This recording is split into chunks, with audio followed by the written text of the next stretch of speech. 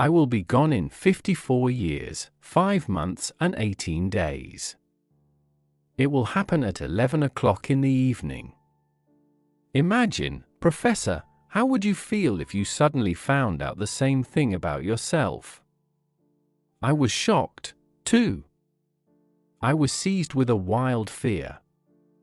But soon it was replaced by the thought, why should I be afraid? What if death is not the end, but the beginning? So reasoned Wolf Messing in his letter addressed to psychiatrist Professor Franz Abel, who first called Messing clairvoyant. In rare letters and his diary entries, Wolf Messing shared his thoughts on the infinity of human life, on faith in God and what made him turn away from Him and believe again. Wolf Messing recalled that his parents were very devout. Messing's father imagined God to be harsh but honest, demanding but fair. Of course, I grew up a devout child. And when I was 9 years old, the rabbi advised my parents to send me to an institution that trained ministers. My parents were completely satisfied with this plan, but not me. I flatly refused the idea. My parents argued with me, but then the argument subsided.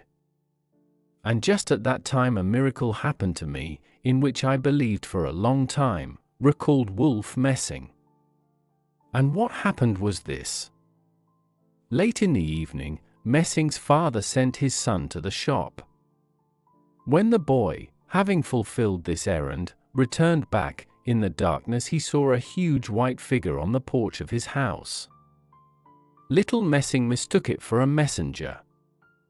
The messenger thundered, "I have been sent to you from above to tell you that your life must be dedicated to service. God is waiting for your prayers." Wolf Messing was so impressed by what he saw that he immediately lost his senses. When the boy opened his eyes, he saw his parents looking at him anxiously. Messing told about everything he had experienced. After that, his father said sternly, "So you are going to be a rabbi?" Wolf Messing had to comply. However, later during his studies, he met the very messenger of heaven on earth. He turned out to be an ordinary man. Messing's father paid him to play the role of the messenger. It turns out that my father deceived me, thought Wolf Messing. If my closest person is capable of such a thing, who can be trusted? So, everything I was taught is also a deception. Then there is no God. Could He allow all this to happen if He is so honest and just? Yes, He doesn't exist. Wolf Messing decided to flee from his educational institution and from his parents. However, the young man's pockets were as empty as his stomach. The fugitive was going to solve the first problem by breaking a mug into which believers threw their donations. But there was too little money in it. I did all this with the words, "If there is no God, then everything is possible now." Then I went to the railway station. Seeing someone's field on the way, I dug up some potatoes. Then I made a fire and baked the potatoes in the coals. When I was full, I came to the station and got on the first train. It was going to Berlin, Messing recalled. As the young man did not have enough money for a ticket, he went into the carriage and climbed under a bench. The train started. Shortly thereafter, the carriage door opened, and what Wolf Messing was so afraid of happened. From the book Messing about himself, a conductor entered the carriage. He looked under the bench and said, "Young man, your ticket?" I grabbed some scrap of newspaper from the floor and held it out to the conductor. With all the power of my mind, I wanted him to take the dirty paper as a ticket. A couple of moments and the ticket was punched. The conductor looked at me and asked, "Why on earth are you traveling with a ticket under the bench?" That was how my power of suggestion first manifested itself. In Berlin, Wolf Messing met psychiatrist Franz Abel, who was the first to call him clairvoyant.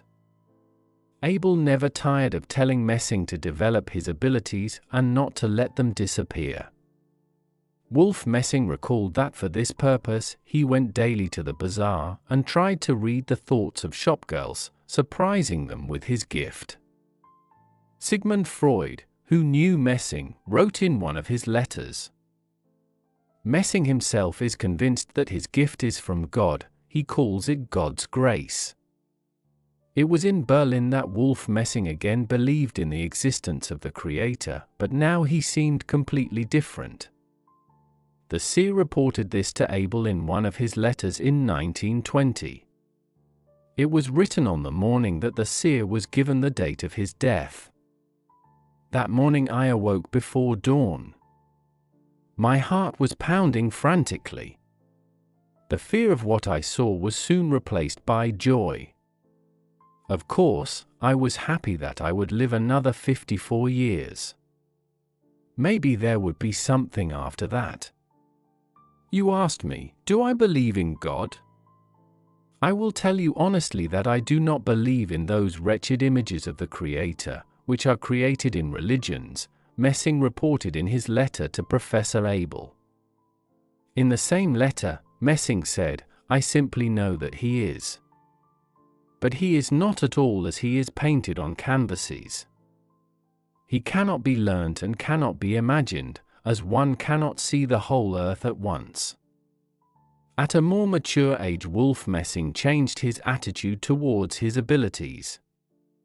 Now he considered his gift not a grace, but a punishment, a heavy burden.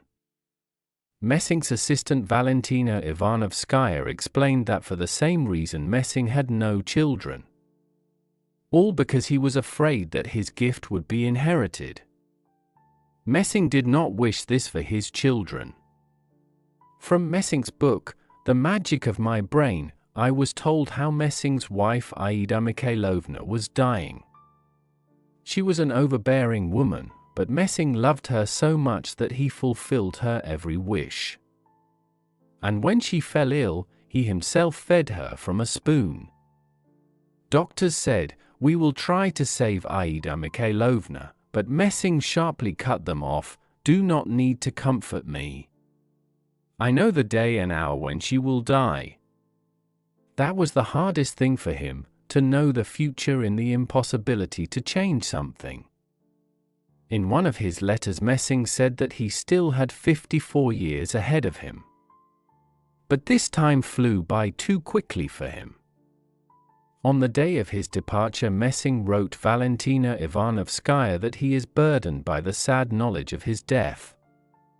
In the same letter, the seer expressed confidence that he would meet his dead wife, and his life would continue. "I will be gone today. I know that for a fact. It will be over in 4 hours. How I want to run away from this. I want to believe that I will be saved. But I have my sad knowledge, which I've grown accustomed to.